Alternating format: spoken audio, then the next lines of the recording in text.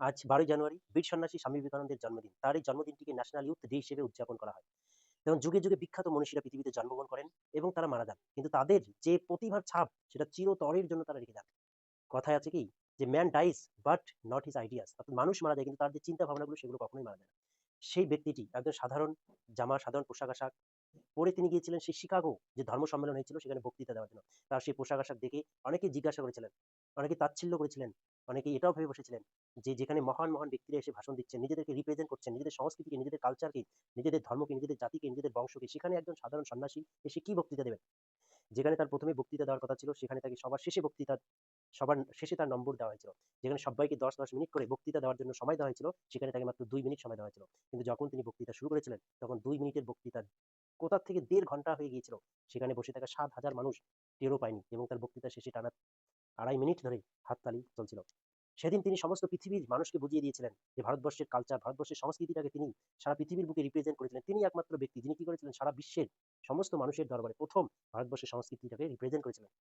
তো সেই মহান মানুষটি মাত্র ৩৯ বছর বয়সে ৩১ রকমের ডিজিজ অর্থাৎ রোগ নিয়েই পৃথিবী থেকে চলে গিয়েছিলেন। তিনি মারা গেছেন কিন্তু তার যে ধারণা, তার যে প্রতিভা তিনি যে পৃথিবীর বুকে অর্থাৎ রেখে গেছেন সেটা কোনো দিনও ভোলার নয়। পৃথিবীতে যুগ যুগ ধরে যতদিন পর্যন্ত পৃথিবী থাকবেন ততদিন পর্যন্ত তার সেই প্রতিভাগুলো পৃথিবীতে মানুষের মনে, মানুষের জীবনে একই রকমভাবে প্রভাব ফেলবে। সেদিনও যেরকম প্রভাব ফেলেছিল আজও সেরকম প্রভাব ফেলবে। তিনি বলেছিলেন, never cheat who is believing you, অর্থাৎ যে তোমাকে বিশ্বাস করে তাকে কখনো ঠকিও না। নেভার হেটস হু ইজ লাফিং ইউ, যে তোমাকে ভালোবাসে তাকে কখনো ঘৃণা করো না। Never forget who is helping you, যে তোমাদের সাহায্য করে তাদের কখনো ভুলে যেও না। তিনি প্রথম মানুষের মধ্যে ভগবানকে খুঁজে পেয়েছিলেন। তিনি বলেছিলেন যে ভগবানকে অর্থাৎ মানুষের সেবা করা মানেই ভগবানের সেবা করা। তিনি প্রথম বলেছিলেন, জীবে প্রেম করে যেই জন সেই জন শিবে ইচ্ছা। তিনি বলেছিলেন, arise awake and stop not until your goal is received বা রিসিভড। যতক্ষণ না পর্যন্ত তুমি তোমার লক্ষ্যে পৌঁছচ্ছ ততক্ষণ পর্যন্ত থেমে থেকো না। ওঠো, জাগো এবং যতক্ষণ পর্যন্ত না তোমার লক্ষ্যে তুমি পৌঁছচ্ছ ততক্ষণ পর্যন্ত থেমে থেকো না। এক জেন্টেলম্যান তাকে একদিন জিজ্ঞাসা করেছিলেন যে Swamiji, why don't you wear proper cloth? তখন স্বামীজি তার কথায় উত্তর দিয়েছিলেন, তার প্রত্যুত্তরে বলেছিলেন যে তোমাদের দেশেই তোমাদের এই পোশাক আশাকই তোমাদেরকে জেন্টেলম্যান বানিয়ে দেয়, কিন্তু আমাদের দেশে আমাদের যে ব্যবহার, সেই ব্যবহারেই আমাদেরকে জেন্টেলম্যান বানিয়ে দেয়। অর্থাৎ পোশাক আশাকের চেয়েও সবচেয়ে বড় জরুরি হচ্ছে কি মানুষের ক্যারেক্টার, মানুষের ব্যবহার, মানুষের আচার আচরণ, মানুষের প্রতি মানুষের ভালোবাসা। তো এই ছিলেন স্বামীজি। তো আজ তার জন্মদিনে তাকে পরম শ্রদ্ধা জানিয়ে আজকে তার সম্পর্কে দু চার কথা আমরা তোমাদেরকে জানাবো। স্বয়ং বিশ্বকবি রবীন্দ্রনাথ ঠাকুর বলেছিলেন, if you want to know India you study Vivekananda. In him everything is positive, nothing is negative. অর্থাৎ তুমি যদি ভারতবর্ষকে জানতে চাও তাহলে বিবেকানন্দকে জানো। তার মধ্যে সমস্ত কিছু হচ্ছে ইতিবাচক, নেতিবাচক কোনো কিছু নেই। ফ্রিডম ফাইটার সুভাষচন্দ্র বসু তার সম্পর্কে বলেছিলেন, if he had been alive I would have been sitting on his feet. অর্থাৎ যদি তিনি বেঁচে থাকতেন তাহলে আমি তার চরণাপন্ন হতাম। মহাত্মা গান্ধী তার সম্পর্কে বলেছিলেন, আমি তার রচনাবলী পড়িয়াই মাতৃভূমির প্রতি আমার ভালোবাসা ১০০ গুণ বেড়ে গেছে। অর্থাৎ তার এই লেখালেখি পড়েই আমার মাতৃভূমির প্রতি যে ভালোবাসা সেটা বহু গুণ বেড়ে গিয়েছে। এই যে মহান মহান ব্যক্তিরা তার সম্পর্কে এই মহান মহান কথাগুলো বলেছিলেন, তিনি হলেন সেই বিশ্ববিখ্যাত বীর সন্ন্যাসী স্বামী বিবেকানন্দ। আজকে ১২ই জানুয়ারি এই দিনটাকে ন্যাশনাল ইউথ ডে অর্থাৎ বিশ্ব জাতীয় দিবস হিসেবে পালন করা হয় স্বামী বিবেকানন্দের জন্মদিনটাকে। তো তার এই জন্মদিনে আমরা তার সম্পর্কে কয়েকটা কথা জেনে রাখবো। দেখো, ছোটবেলায় স্বামী বিবেকানন্দ কেমন ছিলেন, অর্থাৎ তার শৈশবকাল। সে শৈশবকাল থেকে প্রচুর চালাক ছিলেন, অর্থাৎ চতুর ছিলেন। ছোটবেলা থেকে তিনি চতুর ছিলেন। তাদের বাড়ির পাশেই অর্থাৎ তাদের বাড়ির আঙ্গনে যেটাকে বলা হয় একটা চাপা গাছ ছিল। তো চাপা গাছের ডাল কিন্তু অত শক্ত নয়। এবার বিবেকানন্দ কি করতো, দেখো ছোটবেলায় তার নাম কি ছিল, নরেন বা নরেন্দ্রনাথ দত্ত। এবার তার মা বাবা তাকে সারাদিন ধরে, অর্থাৎ সে সারাদিন ধরে বাড়িতেই থাকতো না, সারাদিন ধরে এ পাড়া থেকে ও পাড়ায় নানা চারিদিকে ঘুরে বেড়াতো তার বন্ধু বান্ধবদের সঙ্গে, অর্থাৎ ঘুরঘুর করে ঘুরে বেড়াতো। তার বাড়িতে কোনো পাত্তাই পাওয়া যেত না। তার বাবা মা তাকে নরেন নরেন করে চিৎকার করতো কিন্তু কোনো মতেই তার পাত্তা পাওয়া যায় না। এবং সে সবসময় তার বন্ধুদের নিয়ে এসে সে চাপা গাছের ডালে ঝুলে। কিন্তু সমস্যা হচ্ছে চাপা গাছের ডালগুলো ছিল দুর্বল। তার বাবা মায়ের ভয় ছিল যদি সেই ডালগুলো ভেঙে তার মাটিতে পড়ে যায় তাহলে তার কি অবস্থা হবে। এই ভয়ে তার বাবা কি করলেন, একটা বুদ্ধি খাটালেন। তিনি তার অর্থাৎ নরেন্দ্র বা নরেন সহ তার সমস্ত বন্ধুদেরকে ডেকে বললেন যে দেখো, এই চাপা গাছটা তোমরা দেখছো যেখানে তোমরা সারাদিন ধরে খেলা খেলো, আসলে এই চাপা গাছে একটা ভূত রয়েছে। যদি তোমরা এই চাপা গাছের কোনো একটা ডাল ভেঙে ফেলো তাহলে কি করবে, সেই ভূত এসে তোমাদের গলা ঘাড় মটকে দেবে। এবার এই কথা শুনে তার নরেনের সমস্ত বন্ধু বান্ধব সেখান থেকে চলে গিয়েছিল। কিন্তু পরের দিন আবার নরেন অর্থাৎ নরেন্দ্রনাথ দত্ত অর্থাৎ বিবেকানন্দ কি করেছিলেন, আবার সেই গাছের ডালে খেলা খেলছিলেন। এবার তাকে দেখে তার সমস্ত বন্ধুগুলো বলছিল যে এরকম করিস না, যদি এগুলো ভেঙে যায় তাহলে ভূত এসে তোর ঘাড় মটকে দেবে। কিন্তু তার সেই ছোটবেলা থেকেই তার যে একটা প্রেজেন্স অফ মাইন্ড অর্থাৎ তার যে একটা চতুরতা কৌশল, সেই ছোটবেলা থেকেই সে বুঝতে পেরেছিল যে আসলে তখন সে তার বন্ধুদেরকে বলেছিল যে আমরা এতদিন ধরে খেলছি, এতদিন ধরে ডালগুলো ভাঙাভাঙি করছি, এতদিন ধরে তো আমাদের কোনো ভূত এসে ঘাড় মটকে দেয়নি, তো আজকে কেন আমাদের ঘাড় মটকে দিবে? অর্থাৎ আমার বাবা যাতে আমরা এই গাছের ডালে খেলা না করি, তার জন্য বাবা আমাদের সঙ্গে চালাকি করছেন। অর্থাৎ তিনি এটাই বোঝাতে চেয়েছিলেন তার বন্ধুদের সঙ্গে, নিজের চোখে না দেখা পর্যন্ত কোনো কিছুকেই বিশ্বাস করতে নেই। অর্থাৎ যখন তুমি নিজের চোখে কোনো কিছুকে দেখবে তখনই বিশ্বাস করবে, তাছাড়া নয়। দেখো এই ছিল তার ছোটবেলার কাহিনী। অর্থাৎ ছোটবেলা থেকেই তিনি চতুর ছিলেন। এবার হচ্ছে খুব কম বয়সে তার বাবা মারা যায় এবং তাদের পরিবারে তার ২ ভাই ৩ বোন ছিল। আর তাদের সেই দরিদ্র পরিবার, সেই দরিদ্র পরিবারে যে রোজ যে খাওয়া-দাওয়াটুকুও ঠিকমতো করতে পারত না। কিন্তু ছোটবেলা থেকেই তিনি কি ছিলেন? অর্থাৎ তার যে দয়া, মায়া এই জিনিসগুলো অনেক বেশি ছিলেন। এবার সে জানে যে তাদের বাড়িতে খাওয়ার মতো কিছু নেই। এর জন্য সে কি করে ঘুরে, ঘুরে বেড়ায় এবং কোথাও ঘুরতে যায়। ঘুরতে এসে দেখে, অর্থাৎ ঘুরতে এসে তার মা যখন তাকে খেতে বলে তখন সে এমনিতেই বলে ফেলে যে, "না, আমি আজকে ওদের বাড়িতে খেয়ে এসেছি, আজকে ওদের বাড়িতে খেয়ে এসেছি। আজকে পেট ভরা খেয়ে এসেছি। এর জন্য আমার আর খিদে নেই। আমি আর খাবো না। তোমরা খেয়ে নাও।" তো এই যে নিজে না খেয়ে অর্থাৎ মিথ্যে কথা বলেই সে তার বাড়ির লোকেদের খাওয়াতো। দেখো এছাড়া হচ্ছে এটা গেল হচ্ছে কি? এটা গেল তার মায়া, মমতা এবং চতুরতার দিক। এবার হচ্ছে এই যে পড়াশোনা, অর্থাৎ তার যে একটা পড়াশোনার প্রতি, অর্থাৎ পড়াশোনায় বিবেকানন্দ কিরকম ছিলেন? তো একটা সময় ছিল যে বিবেকানন্দ পড়াশোনায় এতটাই মগ্ন হয়ে যেতেন, তিনি একদিন কি করছিলেন? রাস্তার ধারে পড়াশোনা করছিলেন। এবার সেই রাস্তা দিয়ে একটা বিয়ের বারাত যেটাকে বলা হয়, সেটা চলে গিয়েছিল। এত মাইকের আওয়াজ, এত ঢাক-ঢোলের চেঁচামেচি। এবার যখন সেটা চলে গিয়েছিল, এবার কয়েকজন লোক এসে তাকে জিজ্ঞাসা করছে যে, "এদিক দিয়ে যে একটা বিয়ের বারাত গিয়েছে তুমি কি দেখেছো?" তখন সে অবাক হয়ে গেছে যে, "না তো। এদিক দিয়ে তো কোনো বিয়ে বাড়ির বারাত যায়নি।" অর্থাৎ দেখো এই যে পড়াশোনায় সে এতটাই মগ্ন হয়েছিল যে রাস্তা দিয়ে কি গেল না গেল সেটাও সে লক্ষ্য করতে পারেনি। এত মাইকের আওয়াজ তবুও তার কানে যায়নি। শুধুমাত্র কি অর্থাৎ তার ধ্যানটা ছিল পড়াশোনায়। তো এই পড়াশোনার প্রতি সে এতটাই মগ্ন ছিল। দেখো একদিন হচ্ছে সে পড়তে বসেছিল। এবার হঠাৎ করে সে অজ্ঞান হয়ে গিয়েছিল, সেন্সলেস অবস্থায়। সবাই এসে ডাকাডাকি করছে, তাকে তার উপর জল ছিটাচ্ছে। যখন সে হচ্ছে অর্থাৎ যখন সে তার সেন্স ফিরে পায়, তখন সবাই এসে জিজ্ঞাসা করে, "কি হয়েছে তোমার? তুমি এরকম করে পড়ে আছো কেন?" তখন সে বলে, "আমি তো পড়াশোনা করছিলাম।" আসলে তখন সবাই জানার পর সেটা বুঝতে পারল যে সে আসলে টানা ৩ দিন ৩ রাত ধরে পড়াশোনা করছিল। একটানা কোন রকম খাওয়া-দাওয়া সে করেনি। এই যে পড়াশোনায় মগ্ন সে, এত পড়াশোনার প্রতি যে তার এত বড় একটা আ গভীরতা, অর্থাৎ গভীর মন দিয়ে তার যে পড়াশোনার প্রতি একাগ্রতা, এটাকেই তাকে বিবেকানন্দ বানিয়েছিল। দেখো এরপর হচ্ছে একটু যখন সে বড় হয়ে যায়, এরপর ধীরে, ধীরে দেখো একটা দিন অর্থাৎ যখন সে ধীরে, ধীরে বড় হয়ে যায় তার মনে একটা প্রশ্ন জাগে। যে অর্থাৎ সেই যে সত্যের যে সন্ধান, সেই সত্যের সন্ধান অর্থাৎ এক কথা হচ্ছে সে সত্যকে খুঁজতে চায়। আসলে সত্যটা কি জিনিস? কোথায় গেলে আমি পরম সত্যটাকে বুঝতে পারবো? এর জন্য সে একদিন কি করে? একদিন হচ্ছে স্বামী অর্থাৎ তার যে গুরু রামকৃষ্ণ পরমহংস। তোমরা সবাই জানো স্বামী বিবেকানন্দের গুরু ছিলেন রামকৃষ্ণ পরমহংসদেব। তো তিনি রামকৃষ্ণ পরমহংসদেবের কাছে গিয়ে বললেন যে, "তুমি কি ভগবানকে দেখেছো? চরম সত্যকে দেখেছো?" তো রামকৃষ্ণ পরমহংসদেব হেসে বলেছিলেন যে, "না, আমি তো ভগবানকে দেখিনি কিন্তু আমি ভগবানকে অনুভব করতে পারি। অর্থাৎ আমি তার সঙ্গে ডাইরেক্টলি কথাবার্তা বলতে পারি।" কিন্তু এই যে প্রশ্নের উত্তরে সে স্যাটিসফ্যাকশন অর্থাৎ সে স্যাটিসফাইড হয়নি। না হওয়ার কারণে সে অর্থাৎ তার মন ভেঙে গিয়েছিল। মন ভেঙে যাওয়ার পর অর্থাৎ রামকৃষ্ণ পরমহংসদেব তাকে বলেছিল, আমি তোমার মধ্যে হচ্ছে সেই গুণটা দেখতে পাচ্ছি। তুমিও যদি ধ্যান করো তাহলে তুমিও সেই ভগবানের সঙ্গে কথা বলতে পারবে। তো এবার একদিন হচ্ছে কি হয় রামকৃষ্ণ পরমহংসদেব অর্থাৎ তার গুরু সমস্ত বাচ্চাদেরকে বলেছিল। কি বলেছিল? যে তোমরা কালকে বাড়িতে যাবে। অর্থাৎ তোমরা প্রত্যেকেই কালকে তোমাদের বাড়ি থেকে ১ মুঠো করে চাল নিয়ে আসবে। কিন্তু শর্ত হচ্ছে একটাই, তোমরা যখন চালটা নিয়ে আসবে যাতে তোমাদের বাড়ির কেউ না লক্ষ্য করে। কিন্তু সবাই পরের দিন চাল নিয়ে এসেছিল ১ মুঠো করে। কিন্তু বিবেকানন্দ আনেননি। কারণ কি? এবার যখন তাকে জিজ্ঞাসা করা হলো যে সে কেন নিয়ে আসেনি? তখন সে বলেছিল, "আপনিই তো বলেছিলেন যে যদি কেউ না দেখে তাহলেই নিয়ে আসা যাবে।" আসলে আমি যখন নিতে গেলাম তখন আমার মাথায় হঠাৎ করে আসলো যে অবশ্যই কেউ না দেখলেও তো উপরে একজন ভগবান আছেন। তিনি তো দেখছেন। তাহলে আমি তাকে ফাঁকি দিয়ে কেমন করে চাল আনতে পারি? তো এটা দেখেই রামকৃষ্ণ পরমহংসদেব তার মধ্যে যে একটা দেবত্ব সত্তা, অর্থাৎ তার যে একটা বোঝার বোধগম্যতা সেটা বুঝতে পেরেছিলেন। দেখো তিনি বলেছিলেন যে, "ওঠো, জাগো, লক্ষ্যে না পৌঁছানো পর্যন্ত থেমো না। Arise, awake and stop not until your goal is reached." তিনি আরো বলেছিলেন যে, "নিজেকেই দুর্বল ভাবাই হচ্ছে পৃথিবীর মধ্যে সবচেয়ে বড়। অর্থাৎ পৃথিবীর মধ্যে সবচেয়ে বড় পাপ হচ্ছে নিজেকে দুর্বল ভাবা।" তিনি আরো বলেছিলেন, "তুমি যদি নিজেকে দুর্বল ভাবো তাহলে দুর্বল হইয়া যাবে। তুমি যদি নিজেকে তেজস্বী ভাবো তাহলে তেজস্বী হবে। তুমি যদি নিজেকে পবিত্র ভাবো তাহলে তুমি পবিত্র হইবে। অর্থাৎ তুমি যাহা চিন্তা করিবে তাহাই হইয়া যাবে।" তিনি আরো বলেছিলেন, "তুমি সারাদিনেই অন্ততপক্ষে ১ টা ঘন্টা নিজের সঙ্গে কথাবার্তা বলো। যদি তুমি এরকম না করো তাহলে তুমি ভাববে তুমি পৃথিবীর সবচেয়ে বুদ্ধিমান ব্যক্তিটিকে হারাচ্ছ।" তিনি আরো বলেছিলেন, "তুমি যতক্ষণ না পর্যন্ত নিজেকে বিশ্বাস করতে পারবে ততক্ষণ পর্যন্ত তুমি ঈশ্বরকে বিশ্বাস করতে পারবে না।" এই যে তার মহান, মহান বাণীগুলো, এগুলো হচ্ছে কি? এগুলোই বর্তমানে একটা ব্রহ্মাস্ত্র হয়ে পড়েছে। দেখো এই অর্থাৎ এই যে বিবেকানন্দ, তার জীবনের কতগুলো কাহিনী আজকে আমরা তুলে ধরবো। তার মধ্যে ১ম যে কাহিনীটা আমরা আজকে তুলে ধরবো, সেটা হচ্ছে দেখো বিবেকানন্দ জানলাম যে পড়াশোনায় তার কতটা একাগ্রতা ছিল। অর্থাৎ তিনি ঘন্টার পর ঘন্টা বই পড়ে যেতেন। দিনে কতগুলো বই পড়তেন, অসংখ্য বই পড়তেন। একবার কি হয়েছিল? তিনি হচ্ছে আমেরিকায় অর্থাৎ একটা লাইব্রেরিতে তিনি অর্থাৎ যখন তিনি আমেরিকায় থাকতেন তিনি কি করতেন? একটা লাইব্রেরিতে ডেইলি যেতেন। গিয়ে লাইব্রেরি থেকে মোটা, মোটা বই অর্থাৎ সকালে নিয়ে আসতেন আবার সন্ধ্যায় গিয়ে ফেরত দিতেন। এরকম করে ডেইলি তিনি কি করতেন? সকালে নিয়ে আসতেন, সন্ধ্যায় গিয়ে ফেরত দিতেন। তো এরকম করতে, করতে ১ মাস ধরে এরকম করতে, করতে সে লাইব্রেরিয়ান যে ছিল সে বিরক্ত হয়ে তাকে জিজ্ঞাসা করল যে, "আসলে তুমি যদি বই না পড়ো তাহলে এরকম করো কেন প্রত্যেকদিন? সকালে নিয়ে যাও আবার সন্ধ্যায় দিয়ে আসো।" তখন বিবেকানন্দ বলেছিলেন যে, "না আমি তো বইগুলো পড়ি।" তো তার এই কথাটাকে বিশ্বাস করতে পারছিল না সেই লাইব্রেরিয়ান। তার জন্য তিনি বলেছিলেন যে ঠিক আছে আমি তাহলে তোমার একটা টেস্ট নিব। তো বিবেকানন্দ বলেছিলেন হ্যাঁ নাও। তো তিনি কি করেছিলেন, লাইব্রেরিয়ান যিনি ছিলেন তিনি ১ মাস ধরে যে বইগুলো বিবেকানন্দ নিয়ে এসেছিলেন সেখান থেকে প্রশ্ন ধরতে শুরু করেছিলেন। এবার হচ্ছে বিবেকানন্দকে যখনই প্রশ্ন করা হয়েছিল তিনি কেবলমাত্র প্রশ্নের উত্তরটাই দেননি। তিনি এটাও বলেছিলেন যে আপনি যে প্রশ্নটা করছেন এটা এত নম্বর পেজে আছে। যে আপনি ৩১২ নম্বর পেজ থেকে এই প্রশ্নটা করলেন, এখানে এই প্যারাগ্রাফটা রয়েছে। তো ৩১৩ থেকে এটা রয়েছে। তো তিনি এই যে তার যে একটা জ্ঞানের প্রতি একাগ্রতা, অর্থাৎ তার যে ফটোগ্রাফিক যে মাইন্ড, এটা ছিল দুর্দান্ত। একবার এছাড়াও তিনি একবার কি করছিলেন, তার বন্ধুর সঙ্গে জাহাজে করে ভ্রমণ করছিলেন। এবার জাহাজের যে অর্থাৎ যে জাহাজ চালায় এক কথায়, তার কাছে একটা খবরের কাগজ ছিল। তো বিবেকানন্দ তাকে বলেছিলেন যে আপনি তো খবরের কাগজটা পড়ছেন না, তো আমাকে দিন, আমরা একটু খবরের কাগজটা পড়ি। তো সেই জাহাজের মালিক বলেছিলেন যে ঠিক আছে নাও পড়ো। এবার বিবেকানন্দ পড়লো, পড়া শেষ হয়ে গেল পুরো খবরের কাগজটি। এরপর আসলে কি তার বন্ধুর পালা। এবার তার বন্ধু যখন খবরের কাগজটা পড়ছে, অর্থাৎ একে তো প্রচন্ড ঝড় ছিল, এবার ঝড়ের মধ্যে কি হয়েছে, খবরের কাগজটা পুরো গিয়ে নদীতে পড়ে যায়। এবার এইদিকে সেই জাহাজের যার কাছ থেকে খবরের কাগজটা নেওয়া হয়েছিল সে প্রচন্ড রেগে যায়, প্রচন্ড রেগে গিয়ে ভুলভাল বকতে থাকে বিবেকানন্দের পর। এবার বিবেকানন্দ শান্ত হয়ে তাকে বলেছেন আপনার কাছে কি একটা পেন আর হচ্ছে কপি আছে, তো দিন।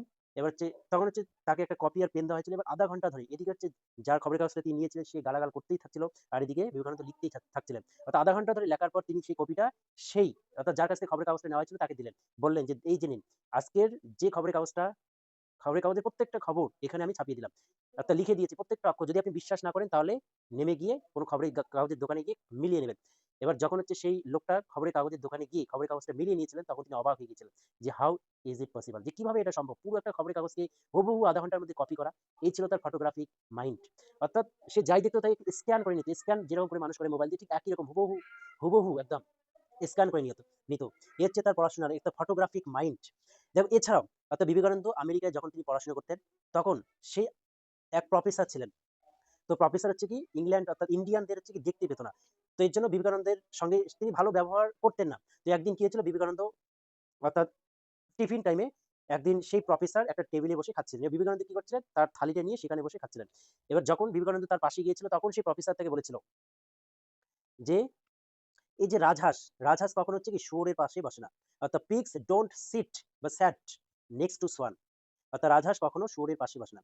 এটা শুনেই দেখো এটা শুনে হচ্ছে কি, এটা শুনে বিবেকানন্দ মনে মনে দুঃখ পেয়েছিলেন, কিন্তু দেখো তার এই কথাটা শুনে বাকি যারা ছিল সবাই তো কি সবাই বাইরের লোক ছিল, সবাই ব্রিটিশার ছিল। এবার হচ্ছে সবাই শুনে হাসছিল, তাচ্ছিল্য করছিল বিবেকানন্দের উপর। এবার বিবেকানন্দের সেই প্রেজেন্স অফ মাইন্ড, তিনি হঠাৎ করে বলেছিলেন আচ্ছা তাহলে রাজহাঁস কখনো কি শুয়োরের পাশে বসে না, তাহলে ঠিক আছে আমি তাহলে উড়ে যাচ্ছি। তার মানে কি, তাহলে তাহলে দেখো তার মানে হচ্ছে সেই প্রফেসর বিবেকানন্দকে অপমান করার জন্য তাকে শুয়োরের সঙ্গে তুলনা করেছিলেন, কিন্তু হঠাৎ করে বিবেকানন্দ পুরো গল্পটাই পাল্টে দিলেন। তিনি কি বললেন, তিনি সেই প্রফেসরকে বললেন যে ঠিক আছে শুয়োর যেহেতু রাজহাঁসের পাশে বসে না তাহলে আমি উড়ে যাচ্ছি। তার মানে কি, তার মানে সে নিজেকে রাজহাঁসের সাথে তুলনা করলো আর হচ্ছে কি প্রফেসরকে শুয়োরের সাথে তুলনা করলো। এর জন্য দেখো এটা প্রতিশোধ নেওয়ার জন্য পরের দিন প্রফেসর ক্লাসে গেলেন। এবার ক্লাসে গিয়েই প্রফেসর তাকে জিজ্ঞাসা করলেন যে বিবেকানন্দ ওঠো। তাকে বলেছিলেন আজকে তোমাকে আমি একটা প্রশ্ন করবো, মনে করো তোমার কাছে দুটো থালি আছে, একটা অর্থ সম্পত্তির থালি, একটা হচ্ছে বুদ্ধির থালি, তাহলে বলো তো তুমি কোন থালিটা তুলে নেবে। তখন বিবেকানন্দ বলেছিলেন যে আমি তো টাকার থালিটাই তুলে নেবো। তখন প্রফেসর হেসে বলেছিলেন আমি জানি, আমি এটাই এক্সপেক্ট করেছিলাম তোমার কাছে। এবার এটা শুনে সবাই হাসাহাসি করছিল ক্লাসে। তখন বিবেকানন্দ পুনরায় সেই স্যারকে কোশ্চেন করেছিলেন আচ্ছা আপনি যদি হতেন তাহলে কোনটা তুলে নিতেন। তখন সেই স্যার বলেছিলেন আমি অবশ্যই বুদ্ধির থালিটা তুলে নিতাম, কারণ বুদ্ধি হচ্ছে কি খুব জরুরি। তখন বিবেকানন্দ বলেছিলেন কি হ্যাঁ আপনি ঠিকই বলেছেন, যার কাছে যেটা নেই সে তো সেটাই নেবে। তো এটা শুনে সবাই হাসছিল। এবার এতেও প্রফেসর রেগে গিয়ে কি করছিলেন, পরের দিন তিনি এক্সাম নিচ্ছিলেন। এবার এক্সাম নেওয়ার পর সবাই কপি জমা দিয়েছিল। এবার তিনি কি করেছিলেন, বিবেকানন্দের কপি চেক না করে শেষে লিখে দিয়েছিলেন ইডিয়ট। এবার ইডিয়ট কথাটি দেখে বিবেকানন্দ হচ্ছে বলতেও পারছিলেন না, তিনি তো কপি চেক করেনি, শেষে ইডিয়ট কথাটা লিখে দিয়েছেন।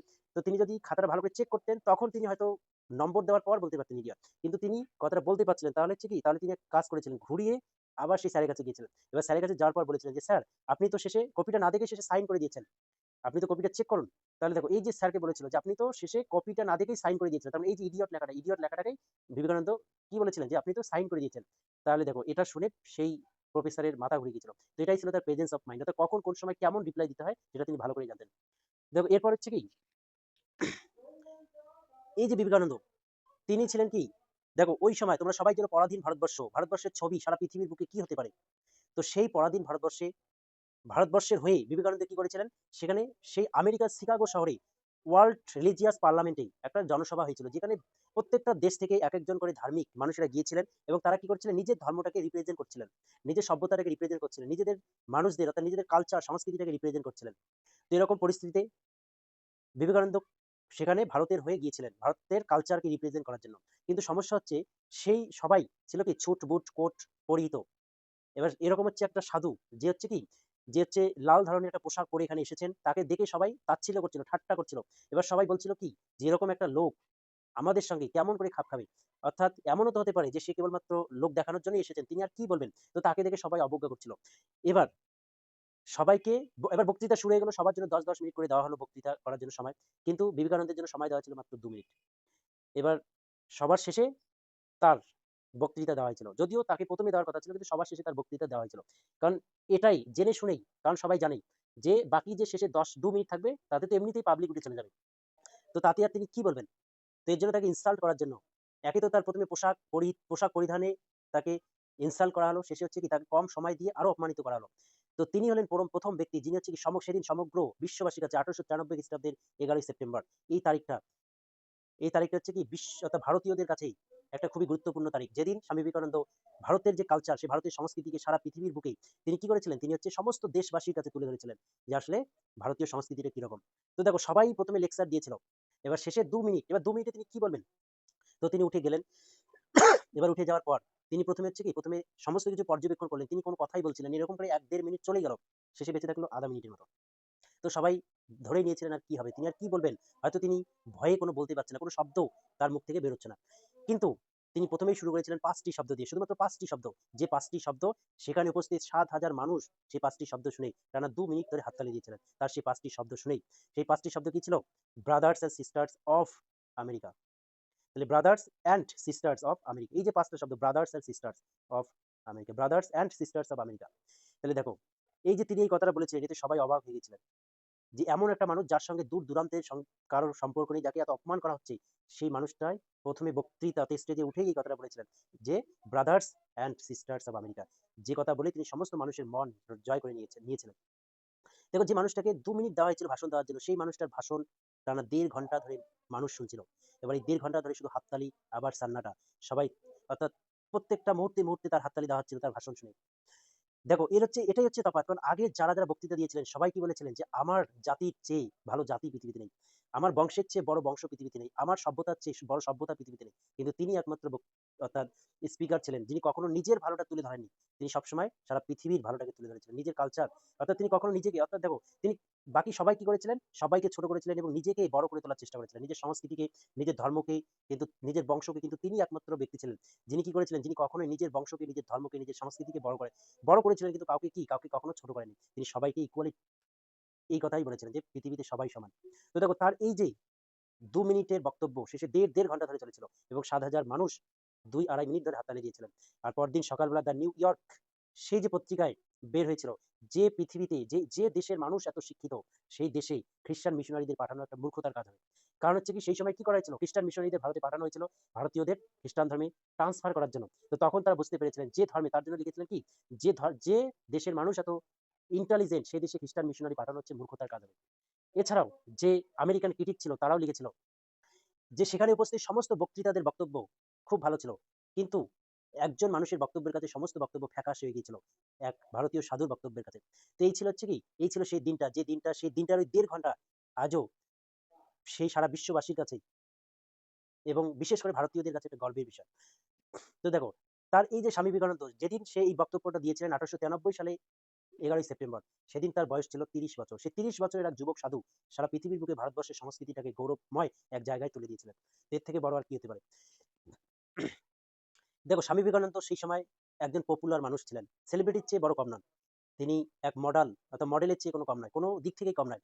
তো ওই সময় কি করা হতো? ওই সময় তাকে হচ্ছে নানান ধরনের লোক সেই ফরেন কান্ট্রির লোকেরা তাকে হচ্ছে ইনভাইট করতো বড় লোকেরা। তো একদিন কি করা হয়েছিল? একদিন এক বড় বিজনেসম্যান তাকে ইনভাইট করেছিলেন বাড়িতে এবং বলেছিলেন এবার খাওয়া-দাওয়া করার পর তাকে বলেছিলেন কি এই যে আপনি এই রুমে এই বিছানায় থাকবেন।